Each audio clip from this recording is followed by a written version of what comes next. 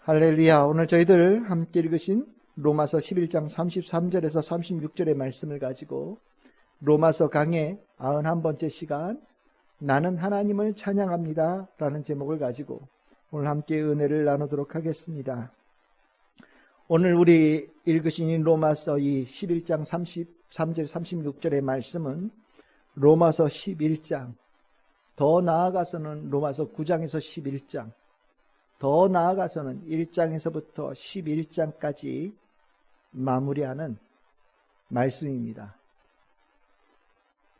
바울은 로마서에서 하나님의 구원의 깊은 뜻, 의지, 또 그것을 실행하심, 그리고 이방인과의 관계 속에서 이스라엘 백성을 구원하고자 하시는 신비로운 계획과 목적을 가르쳐 주었고 알려주었습니다. 그리고 그 알려주는 그 마지막을 오늘 사도 바울은 찬양, 경배, 찬송으로 마무리를 짓고 있지요. 어떻게 무엇으로 마무리하느냐? 이것은 상당히 중요한 문제입니다. 왜냐하면 그 마무리가 지금까지의 여정을 규정하여 주기 때문입니다. 바울은 로마서 1장에서 11장까지의 그의 복음을 찬양과 찬송으로 경배로 마무리하고 이 로마서 1장에서 11장까지의 말씀을 읽은 모든 성도들이 이 찬양과 찬송으로 함께 하나님께 영광을 돌리기를 원하면서 이렇게 마무리를 찬송과 찬양으로 하고 있는 겁니다.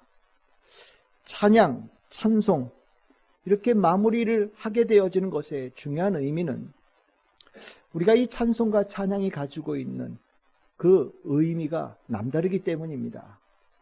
찬송과 찬양은 신앙의 정점입니다. 하나님을 진정으로 찬양하고 찬송할 수 있다면 그는 진정한 성도이고 또 하나님께서 기뻐하시는 하나님의 자녀가 됩니다. 성경의 지식이 아무리 풍부하고 하나님, 예수님, 성령님에 대한 이해가 아무리 넓더라도 하나님을 찬양하고 찬송하지 못한다면 그는 믿음으로 구원받은 성도도 아니고 하나님께서 사랑하시는 자녀라고도 말할 수 없습니다. 예배 시간에 하나님 말씀 듣는 거 너무너무 중요하죠. 하나님 말씀 듣고 깨닫고 깨우치고 회개하고 결단하는 과정을 갖는 것은 하나님의 은혜를 입은 성도에게 정말 하나님께서 특별하게 주시는 축복이 맞습니다. 그런데 잘 생각해 보세요.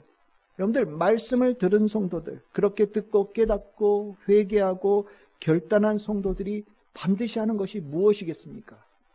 바로 찬양, 경배, 찬송을 하나님께 올려드리는 거예요.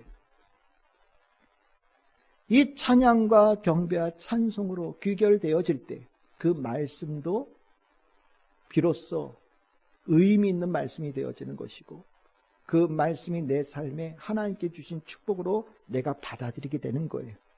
그래서 여러분들 예배를 드리러 온 성도들, 물론 말씀을 드리려고 예배를 오지만 예배를 드리러 온 성도들은 시작부터 하나님을 찬양하고 경배하고 찬송하는 참된 예배자가 된다라는 것, 이건 너무너무 중요한 겁니다.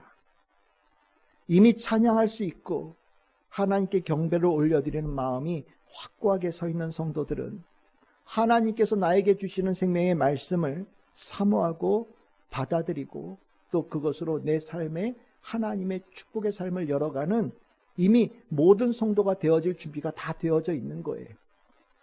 그리고 말씀을 들은 후에 하나님께 올려드리는 찬양, 찬송, 경배에 진심으로 내 마음, 온 영혼을 다하여서 하나님께 올려드리는 진정한 예배자가 될 수 있을 겁니다. 하나님은 정말로 찬양받기를 원하셔요.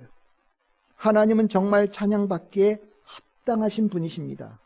하나님께서 행하시는 모든 일은 찬양 받을 일을 하셨고, 하나님의 은혜 입은 자들은 모두 하나님께 찬양하기를 하나님께서 기대하고 계신다라는 것을 우리 모든 성도들은 반드시 기억해야 됩니다.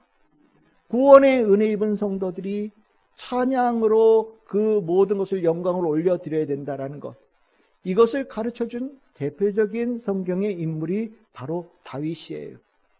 다윗은 자신이 겪었던 모든 삶을 하나하나 지나가면서 그때마다 잊지 않고 하나님 앞에 찬양을 올려드리는 모습이 늘 한결같은 사람이었습니다. 그 다윗이 하나님께 올려드렸던 찬양은 우리 성도들에게 모범이 되어지는 찬양이고요, 그 다윗이 올려드렸던 찬양을 나의 찬양의 고백으로 삼으면서 모든 성도들이 하나님을 그렇게 높이는 일을 하고 있거든요. 그 대표적인 다윗이 하나님께 올려드린 찬양이 어디 나오냐? 사무엘하 22장 1절에서 4절입니다. 이 여기에 나와 있는 이 찬양은 아마 시편에도 굉장히 많이 보셨을 거고, 이 전형적인 이 구절들을 많은 사람들이 나도 이렇게 하나님을 고백합니다라고 하는 공통적인 전례가 되어진 그런 하나님을 찬양하는 고백이거든요. 1절에 보시면 이렇게 나오죠. 여호와께서 다윗을 모든 원수의 손과 사울의 손에서 구원하신 그 날에 다윗이 이 노래의 말씀으로 여호와께 아뢰었다 라고 얘기하면서 2절서부터 찬양이 쭉 나와요. 우리 한번 읽어볼까? 2절서부터 시작하겠습니다. 시작. 이르되 여호와는 나의 반석이시요 나의 요새시요 나를 위하여 건지시는 자시요 내가 피할 나의 반석의 하나님이시요 나의 방패시요 나의 구원의 뿌리시요 나의 높은 망대시요 그에게 피할 나의 피난처시요 나의 구원자시라. 나를 폭력에서 구원하셨도다. 내가 찬송받으실 하나님께 아뢰리니 내 원수들에게서 구원을 받으리로다. 아멘. 이 찬양, 다윗이 하나님께 올려드린 찬양이면서 또한 하나님께서 기뻐 받으신 찬양이거든요. 하나님은 이렇게 구원의 은혜를 베푸시고 난 다음에 다윗처럼 이 고백을 한 것처럼 찬양을 모든 이들이 하기를 원하신다라는 것을 꼭 기억하시기를 바랍니다. 그러니 목소리 높여서 찬양해야 됩니다. 설렁설렁 찬양하는 거 그런 거 없어요. 우리가 준비하는 시간에 하는 그 예배 준비하는 시간에 하는 것을 흔히 준비 찬양이라고 하지만 이 용어는 실은 적절한 용어가 절대 아닙니다. 예배를 준비하는 시간에 드리는 것이 찬양이 아니라 이미 찬양이 예배의 시작이고요, 예배의 핵심입니다. 그러니까 우리는 목소리를 더욱 높여서 찬양해야 되는 성도가 반드시 되어져야 되는 거예요. 한 주간 내 삶에 부으신 하나님의 은혜를 사랑하고 감사하면서 하나님께 영광을 돌려드리는 성도가 되어야 됩니다. 입을 닫고 마음으로 찬양하고 있다라고 그런 소리 하지 마십시오. 입을 열고 큰 목소리로 내 온 마음을 담아서 하나님을 찬양을 올려드리는 성도들이 되기를 바랍니다. 그리고 예배가 마무리되는 그 찬양, 오늘 나에게 주신 그 말씀과 내가 하나가 되어져서 더 진실하고 신실한 마음으로 하나님께 올려드린 찬양이 되기를 소망합니다.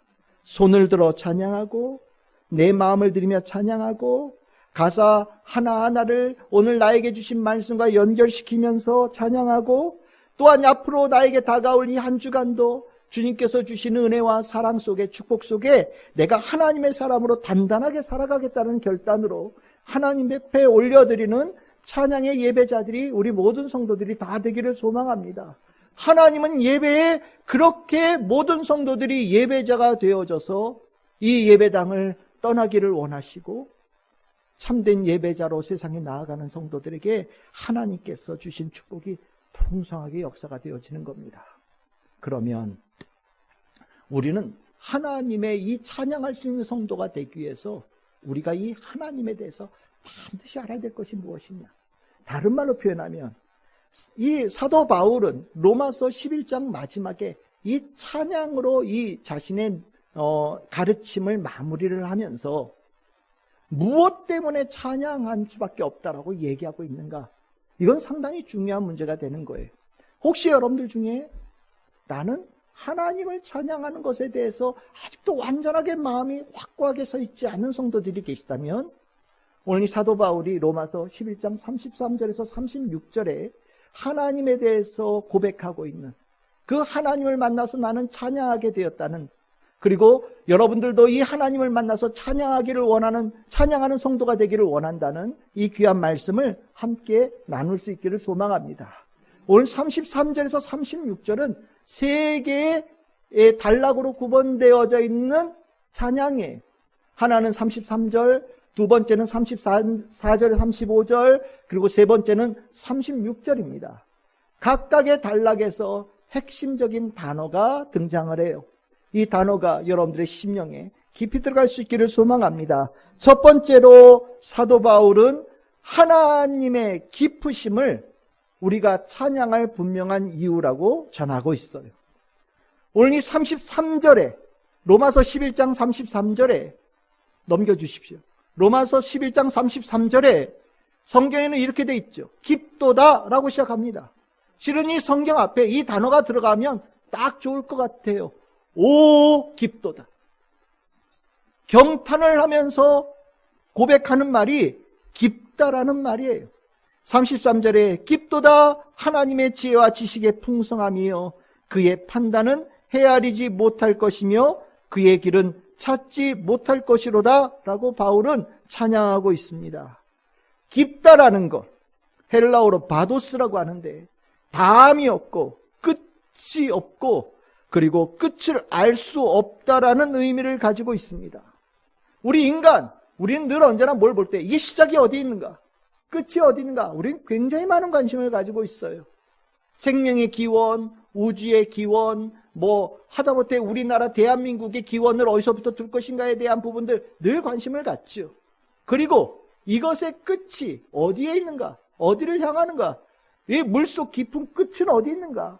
지구상에서 제일 높은 곳의 끝은 어디에 있는가? 우리는 이 지구의 저 끝에는 뭐가 있는가에 대해서 늘 관심을 갖잖아요. 그리고 우리 인생에 대해서 나는 어디서부터 왔고 또한 인간은 어디로 가느냐에 대해서 많은 관심을 가지고 삽니다. 그러다 보니 인간은 늘 언제나 시작과 끝에 대한 그런 탐구를 하는데 즐겨하는 그런 모습을 가지고 있어요. 그런데 정말 아무리 찾고 찾아도 정말로 다다를 수 없는 시작을 가지고 계신 분, 그 끝을 찾고 찾아도 그 끝을 알 수 없는 유일한 존재를 만나게 되는데 그분이 바로 하나님이라고 사도 바울은 얘기하고 있습니다. 하나님, 내가 좀 안다라는 생각이 들 때가 있어요. 하나님은 이런 분인 것 같은데요. 여러분들 가보십시오. 내가 아는 것이 한 발짝 같으면 그것을 통해서 내가 알게 되는 것은 하나님에 대해서 모르는 것을 10발자국이 더 펼쳐지는 것을 여러분들이 경험할 겁니다. 하나님은 이런 분이야 라고 여러분들이 규정할 수 있는 단어가 생겼다면 그것 말고도 하나님에 대해서 표현할 길이 없는 수많은 단어가 필요하다는 것을 여러분들이 깨닫게 될 거예요. 하나님은 우리가 알면 알수록, 경험하면 경험할수록 하나님은 기쁘신 분이시거든요. 그 기쁘심이 대표적으로 나타나는 것이 어디 있느냐? 사도 바울은 우리를 향한 구원의 뜻, 하나님의 구원의 계획, 그 구원의 실행에 있다. 그 구원 하나만 보더라도 우리가 다 알 수 없는, 도저히 도달할 수 없는 그 깊고 기쁘신 하나님을 체험하게 될 것이다라고 사도 바울은 얘기를 합니다. 여러분들 여기에 나와 있던 지혜와 지식은 하나님께서 우리를 계획하기 위해서 세우신 뜻 그리고 계획을 의미해요. 그리고 판단은 무엇이냐? 그때그때 필요한 결정을 내리시는 것을 얘기하는 겁니다. 그런 길은 무엇입니까? 지나온 발자취를 얘기하는 거예요. 사도 바울은 하나님의 뜻, 하나님의 계획, 그리고 하나님께서 그때그때마다 모든 사람들을 구원하기 위해서 행하신 일들을 돌아보았어요. 그리고 지나오신 과정에서 하나님께서 그 풍성하신 은혜를 아낌없이 내려주셨다는 것을 깨달았습니다. 그리고 나서 고백하는 게 무엇이냐? 하나님은 정말 우리가 다 도달할 수 없는 정말 무한함을 가지고 있는 분이시라는 것을 고백하면서 하나님은 깊습니다. 경탄하게 되어지고, 그리고 그 경탄에 이어서서 찬양할 수 있는 성도가 되어진다라고 얘기하는 겁니다. 여러분들, 기쁨, 혹시 여러분들 하나님의 기쁨을 체험해 보셨습니까? 정말 무한하게 풍성하게 나를 향하여서 깊은 사랑을 베풀어 주신 것을 여러분들 체험해 보셨는지 모르겠어요. 기쁨 앞에 딱 서면요, 하나님의 기쁨을 만나면요, 찬양하지 않을 수가 없어요.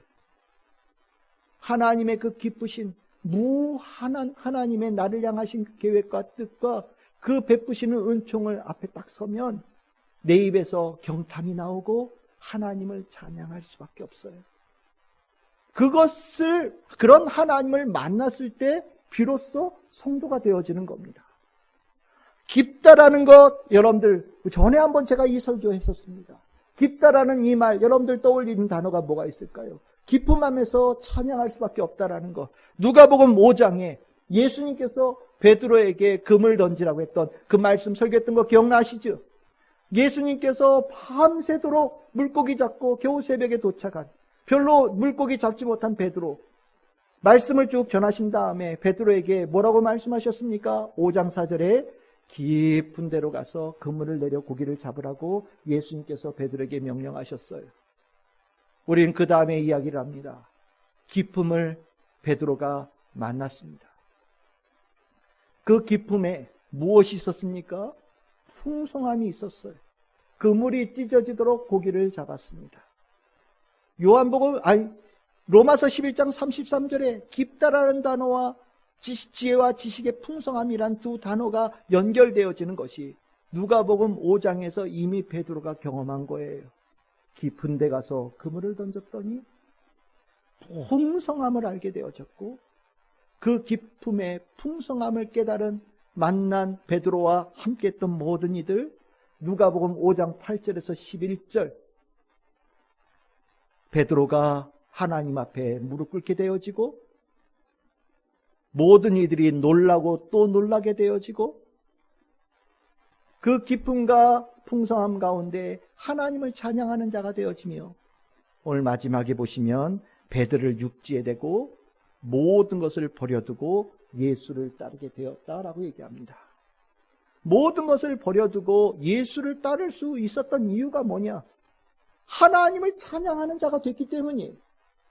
하나님을 찬양하지 않는데, 하나님을 높이지 않는데 어떻게 예수를 모든 것을 버려두고 따라갈 수 있겠습니까? 기쁨과 풍성함 앞에 이 베드로와 그와 함께한 이들은 찬양하고 경배하고 예수를 따르는 자들이 된 거예요.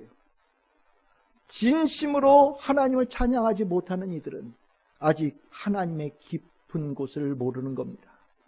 깊은 곳에 그물을 던져서 하나님께서 주시는 그 풍성한 사랑을 아직 깨닫지 못한 거예요. 기쁨 앞에 선 자들은 찬양합니다. 경탄하고 찬양하고 경배를 올려드립니다. 나를 찾아온 구원, 그 기쁘신 하나님의 은혜의 풍성함을 깨닫고 그 기쁘신 하나님께 마땅히 찬양을 올려드리는 우리 모두가 되기를 소망하고 그렇게 되기를 바랍니다. 두 번째로 사도 바울이 하나님을 찬양할 수밖에 없는 이유로 말씀하고 있는 것은 하나님의 크심 때문이다라고 얘기를 합니다. 오늘 로마서 11장 34절에서 35절에 보시면 누가라는 단어로 시작되어지는 세 개의 수사학적인 질문이 나옵니다. 누가 주의 마음을 알았느냐? 누가 그의 모사가 되었느냐? 누가 주께 먼저 드려서 갚으심을 받겠느냐라는 질문을 던져요. 이 세 번에 반복되어진 질문 속에 기대하고 또 드려야 될 답이 어떤 답이겠습니까? 아무도 없다라는 답이 나와야 되는 거죠. 누가라는 질문 앞에 아무도 없다라는 답으로 대할 수 있다라는 것은 하나님의 크심을 경험한 자들만이 할 수 있는 고백이에요. 하나님은 크신 분이십니다. 하나님의 크심은 우리가 생각하고 상상하는 것보다 월등하게 크신 분이시라는 것을 여러분들이 꼭 기억하시기를 바라요. 그 크심을 성경에서는 이렇게 표현합니다. 하나님의 고유한 성격, 하나님의 고유한 품성이 있다고 얘기를 해요. 그게 크신 거예요. 그게 뭐 어떤 거냐? 하나님은 스스로 계신 자죠. 하나님은 누군가에 의해서 존재되어진 자가 아니라 하나님은 근원서부터 존재하신 분이시고 다른 존재들을 존재케 하신 존재의 근원이신 분이시다. 성경에서는 그 말씀을 하면서 하나님은 그래서 가장 큰 분이다. 이 세상 어디에도 우주 만물에도 하나님보다 더 큰 이가 없다라고 고백하는 거예요. 그리고 하나님은 뭐 다른 것이 필요한 분이 아니신 거예요. 스스로 모든 것이 완전하시고 모든 것이 충족되어지시는 분이십니다. 그래서 누군가가 하나님의 존재를 위해서 도와주는 일 이런 거 필요 없어요. 하나님은 모든 것을 완전하게 계셔서 하나님 홀로도 완전하게 존재할 수 있는 분, 그래서 크신 분이라고 표현합니다. 그리고 여기에 시간적인 개념을 더해서 하나님은 영원하신 분이시다. 시작부터 끝까지 모든 시간에 유일하게 존재하는 분은 누구시냐? 하나님 한 분밖에 없다라는 것이 성경의 가르침이에요. 이것을 묶으면 우리는 뭐라고 표현하느냐? 하나님은 크신 분이십니다 라고 고백하게 되거든요. 이 크신 하나님을 알게 되어지면 하나님을 찬양하게 되는 거예요. 크신 하나님 앞에서 나의 정말 작음을 깨닫게 되어지며 그 크신 하나님께 찬양을 올려드릴 수 있는 성도가 되어지는 겁니다. 반대로 얘기하면 하나님의 크심을 알지 못하면 찬양할 수 없어요. 하나님의 크심을 인정하지 못하면 찬양의 자리에 있는 것이 힘들게 느껴집니다. 불편하고요. 왜냐하면 찬양하는 내용이 그렇잖아요. 하나님 크신 분, 하나님 위대하신 분, 하나님은 영광을 받으시는 분 찬양을 합니다. 그런데 내 마음속에 동의가 되지 않는 거예요. 하나님이 왜 저렇게 찬양을 다 받으셔야 된다고 얘기를 하지? 하나님은 나한테 못해준 것도 있는 것 같은데, 하나님은 나한테 뭔가 아직도 나는 하나님께 받지 못한 것이 있는 것 같은데, 내 마음 하나도 채워주지 못하시는 분이 어떻게 크신 분이라고 얘기할 수 있지? 마음속에 부담이 생기는 거예요. 그러니까 그런 찬양을 할 때는 입을 열 수가 없어요. 내 마음을 다하여서 하나님께 찬양할 수 있는 자가 되지 못하는 겁니다. 여러분들, 하나님을 작게 여기는 오류로부터 우리는 벗어나야 됩니다. 사단은 하나님을 작게 여기게 하려고 끊임없이 우리를 유혹해요. 대표적으로 당한 존재가 누굽니까? 아담과 하와죠. 하나님께서 에덴 동산에 선악과 나무, 생명나무 두시고 건들지 말라고 했는데 뱀이 와서 속삭이잖아요. 하나님의 하신 말씀이 왜 그랬을까? 왜 그렇게 그렇게 요구하셨을까? 너희들 잘 되는 거 원치 않아서. 너희들 하나님께서 하신 말씀 혹시 의심해봤니? 의심해봐. 하나님은 너희들을 위해서 그 말씀하신 게 아니야 라고 속삭인 거예요. 그 말을 들으면서 하와의 마음속에 어떤 마음이 들었습니까?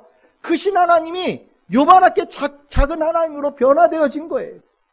하나님을 내가 이길 수도 있고, 하나님을 내가 가르칠 수도 있고, 하나님의 잘못을 내가 지적할 수도 있고, 하나님에서 불평불망을 터뜨려도 내가 말로써 이길 수 있는 존재처럼 하나님을 작게 여기게 되어지면서 실은 아담과 하와는 죄의 길로 들어가기 시작한 거거든요.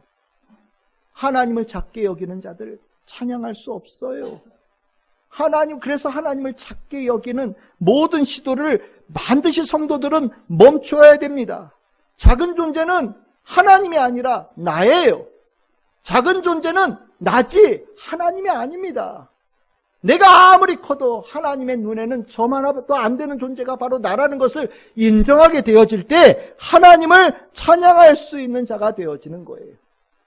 이 찬양의 고백을 성경에서 대표적으로 한 곳이 있어요. 그것이 누구냐면 성전에서 성가대를 담당했던 고라의 자손들이 한 찬양이에요. 시편 46편 10절에서 11절입니다. 우리 같이 이 말씀 한번 읽어보겠습니다. 시작. 이르시기를 너희는 가만히 있어 내가 하나님 됨을 알지어다. 내가 문나라 중에서 높임을 받으리라. 내가 세계 중에서 높임을 받으리라 하시도다. 만군의 여호와께서 우리와 함께 하시니 야곱의 하나님은 우리의 피난처시로다. 아멘. 여기에 가만히 있다라는 단어가 어떤 단어냐? 이 가만히 있다라는 것은 가라앉고 떨어지고 낙심하는 그런 의미를 가진 단어예요. 이걸 조금 다르게 표현하면 가만히 있다라는 것은 마치 죽은 자처럼 모든 힘이 소멸되어지고 가장 작은 자로 전락되어지는 것을 가만히 있다라고 얘기하는 겁니다. 내가 아무 존재도 아닙니다라는 것을 깨닫게 되어질 때 하나님이 얼마나 크신 분이신지를 제대로 볼 수 있는 눈을 갖게 되어지고, 그렇게 되어질 때 하나님께서 원하시는 찬양하는 자가 될 수 있다라는 것을 이 시편 46편에서 고라의 자손은 시편을 통하여 우리에게 가르쳐주는 겁니다. 내가 작다라는 것을 알게 될 때 비로소 심령에서 하나님께 온전하게 올려드리는 찬양의 목소리가 나올 수 있는 거예요.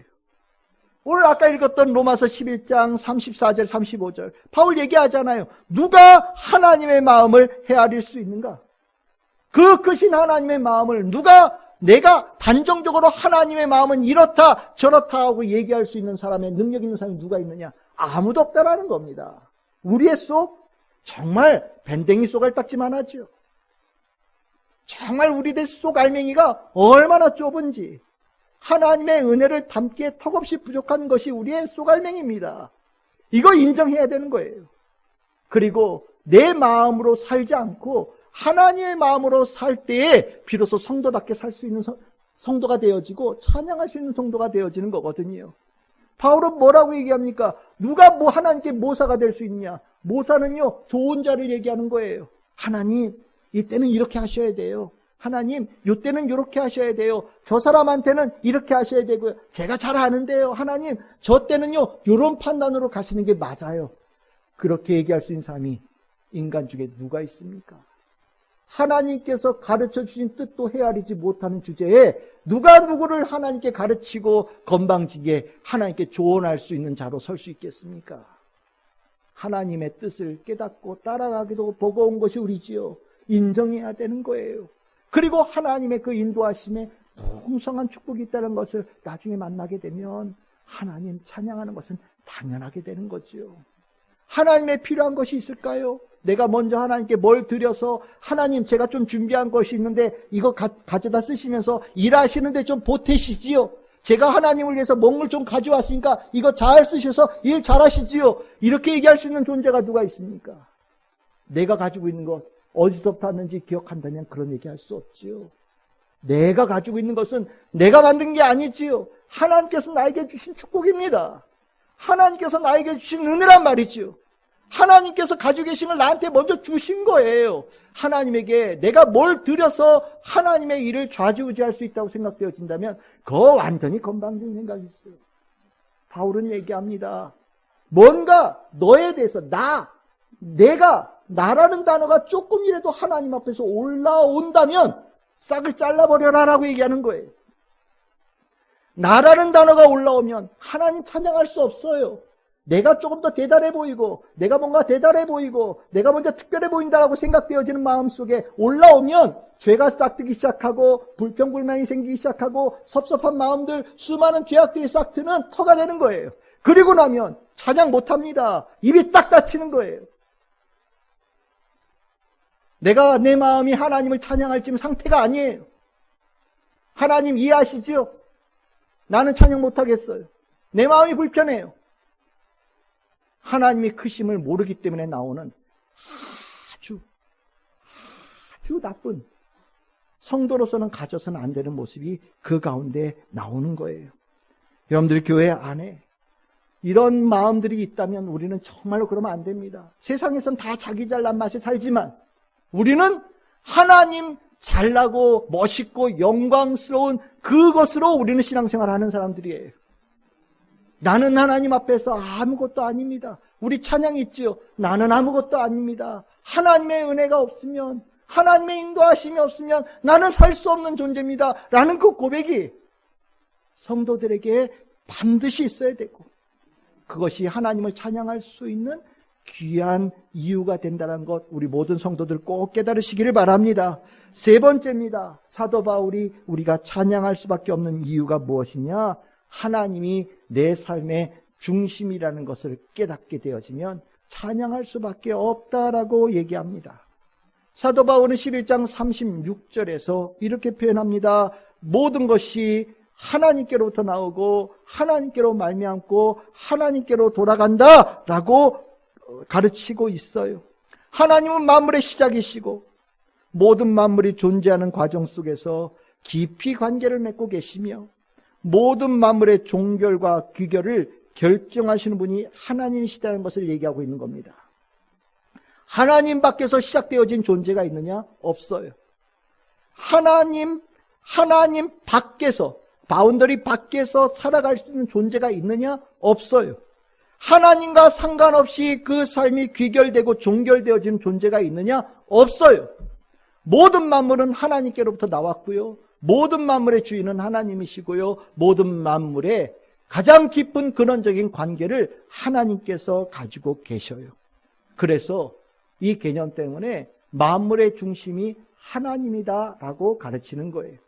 아주 예전에는 이렇게 가르쳤어요. 모든 우주가 태양을 중심으로 돌듯이 모든 우주 만물은 하나님을 중심으로 돈다라고 교회에서 가르쳤어요.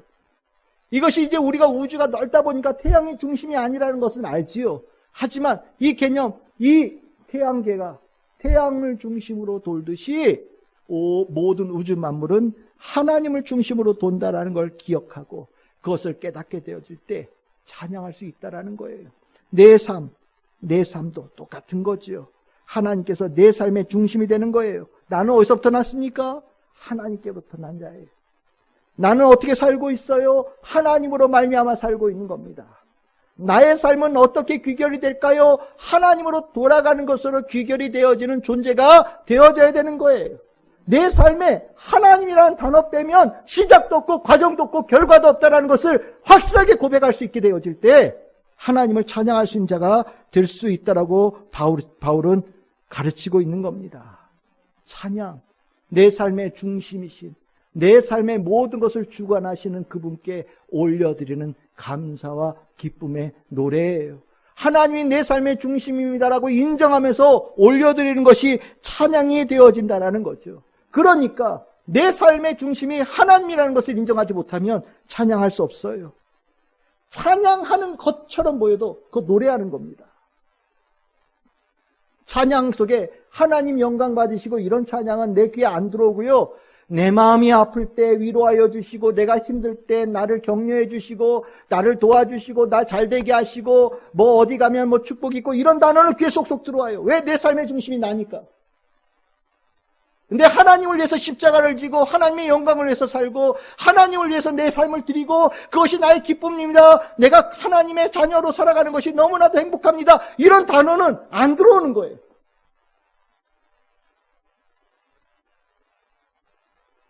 이거는 찬양이 아니에요. 노래. 그냥 흔드는 거예요. 감정을 띄우는 것밖에 안 되는 거예요. 내 중심으로 살면서 나 위로받기 위해서 하는 노래밖에 안 되는 겁니다.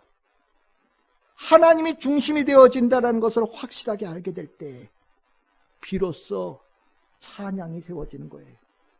이것을 깨달은 자가 누구냐? 성경의 욥입니다. 욥. 이 욥이라는 인물은 굉장히 복합적인 인물인데 이 욥이라는 인물이 실은 모든 사람들의 어떤 대표적인 모습 중에 하나예요.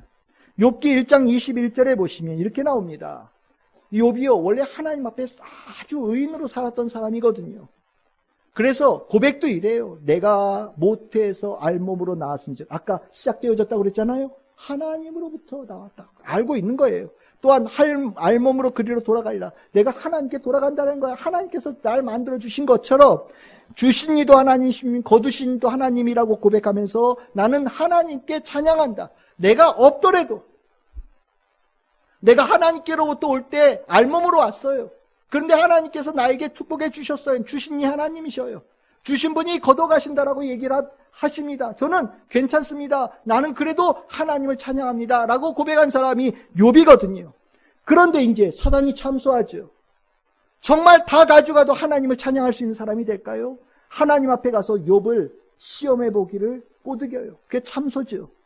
욥이 굉장히 많은 고난을 당했습니다. 자기가 생각한 것보다 훨씬 더 깊은 고난을 당했지요. 그러면서 점점 중심에 하나님이 무너지기 시작했어요. 고난 앞에서, 고통 앞에서 하나님을 중심으로 삼고 살아가는 것이 이렇게 어렵다라는 것을 대표적으로 보여주는 사람이 욥인 거예요. 욥이 너무나 힘들어하면서 긴 장에 하나님에 대해서 내가 가지고 있는 이 불편한 감정들을 막 기도로 쏟아냈어요. 그런데 그 앞에 하나님을 중심에 두고 있는 그 욥의 모습이 점점 흔들리는 그 시점에 하나님이 나타나셨죠. 하나님께서 나타나셔서 욥에게 38장 2절에서 11절, 아까 누가 하나님의 마음을 알았느냐 뭐 이런 것처럼 비슷한 하나님의 질문에 폭탄이 쏟아집니다. 무지한 말로 생각을 어둡게 하는 자가 누구냐, 너는 대답해봐라. 그러면서 하나님께서 쫙 질문을 던지셔요. 이 질문의 요체가 뭘까요? 모든 기쁨, 모든 크심의 분이 바로 하나님이라는 것을 가르쳐 주시는 거고요. 그 깊고 크신 하나님이 바로 욥의 삶의 중심이라는 것을 가르쳐 주고 계시는 거예요. 너 대답해봐라. 너 어디서부터 왔다고? 너 대답해보거라. 네가 어떻게 살고 있다고? 너 대답해보거라. 너의 가는 길이 어디라고? 하나님께서 욥의 심령에 하나님 말씀을 쏟아부으시는 거예요. 애들 말로 대박인 겁니다. 하나님의 말씀이 폭탄처럼 쏟아졌어요. 이 말씀 앞에 욥이 깨달았어요. 깨달은 건 확실하죠. 크신 하나님, 기쁘신 하나님, 그리고 세 번째가 뭐라고요?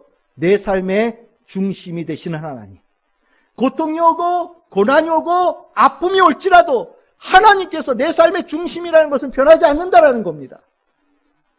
고통 때문에 찬양할 수 없고 고난 때문에 찬양할 수 없고 힘든 일 때문에 찬양할 수 없는 일은 있을 수 없다라는 것을 하나님께서 욥에게 가르쳐 주시는 거예요.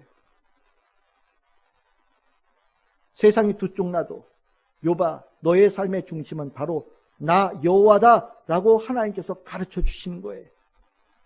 이 하나님의 가르침 앞에 욥이 고백한 게 욥기 42장 3절과 6절이지요. 우리 같이 한번 읽어보겠습니다. 시작. 무지한 말로 이치를 가리는 자가 누구니까? 나는 깨닫지도 못한 일을 말하였고 스스로 알 수도 없고 헤아리기도 어려운 일을 말하였나이다. 그러므로 내가 스스로 거두어드리고 티끌과 제 가운데에서 회개하나이다. 아멘. 하나님이 중심이라는 것을 깨닫지 못하고 흔들렸을 때 하나님께서 그것을 회복시켜 주시고, 이 욥은 삶의 중심에 고통당하는 나 자신을 두었던 것을 치워버리고 하나님을 중심에 모셔드리는 회복을 갖게 되어졌고, 그것이 회개와 하나님을 찬양하는 자로 변화되어지고 하나님께로부터 다시 축복이 회복되어지는, 갑절로 이루어지는 복 있는 자가 욥이 되어졌다는 것을 성경에서 가르쳐주고 있는 거예요. 찬양을, 내 삶의 중심이 하나님이라는 것을 깨닫지 못하면 찬양할 수 없어요. 다른 말로 표현하면 내 삶의 중심이 하나님이라는 것을 인정하고 깨닫고 확고하게 세울 때 찬양할 수 있는 자가 되어지고, 그런 사람이 하나님께 축복의 은혜를 풍성하게 누리는 성도가 되어질 수 있다는 것을 성경에서 가르치고 있다는 것, 여러분 성도들이 꼭 기억하시길 바랍니다. 여러분들의 삶의 중심이 누구십니까? 하나님이십니다. 기억하십시오. 그것이 내가 하나님을 찬양할 수 있는 이유고 마땅히 찬양해야 될 이유가 되어집니다. 이제 말씀을 정리하겠습니다. 찬양은 신앙의 절정이에요. 참 신앙 안에 있다라는 것은 찬양할 수 있는 성도가 되어져 있는가로 구분하고 보여질 수 있습니다.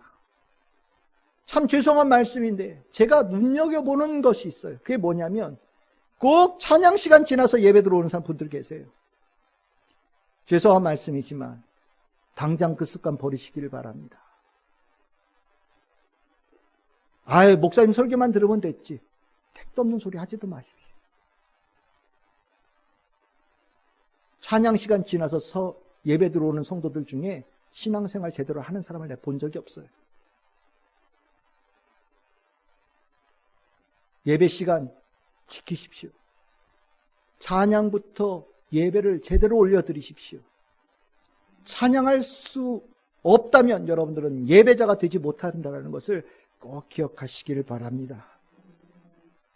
찬양 시간에 입 다물고 있고 찬양 시간에 눈으로 찬양 가사 보면서 지나가는 성도들이 있다면 그 습관도 버리십시오.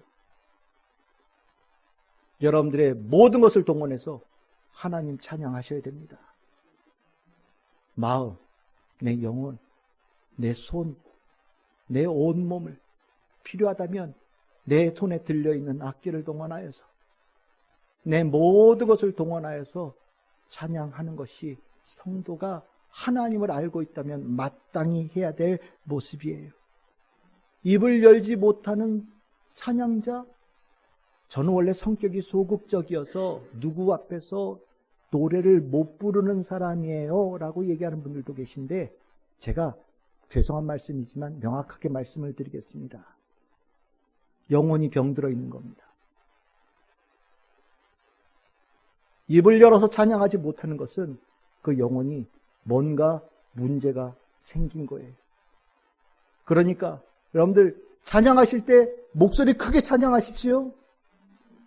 입을 열어서 찬양하십시오. 손을 들고 찬양하고요. 박수를 치면서 찬양하고요. 내 온몸으로 주님을 찬양하는 우리 성도들 다 되시기를 바랍니다. 하나님께서 그것을 원하셔요. 구원받음의 은혜, 그 은혜 속에 하나님을 중심에 모시고 살아가는 성도들. 이 세상이 너무나도 아픔과 고통과 악한 말들이 쏟아지고 있는 이 홍수처럼 쏟아지고 있는 이 세상 속에서 하나님을 찬양할 수 있는 아름다운 말을 내 입에 담고 가슴에 담고 산다라는 것은 정말 복된 성도들이에요. 저는 우리 참 즐거운 교회 성도들이 모든 성도가 그렇게 되기를 바라고 또 그렇게 살아감을 축복합니다. 오늘 읽었던 이 로마서 11장 36절 끝의 말씀을 제가 읽으며 오늘 설교를 마치겠습니다. 로마서 11장 36절에서 사도 바울은 이렇게 선포합니다. 하나님에게 영광이 세세 영원히 있을지어다. 아멘.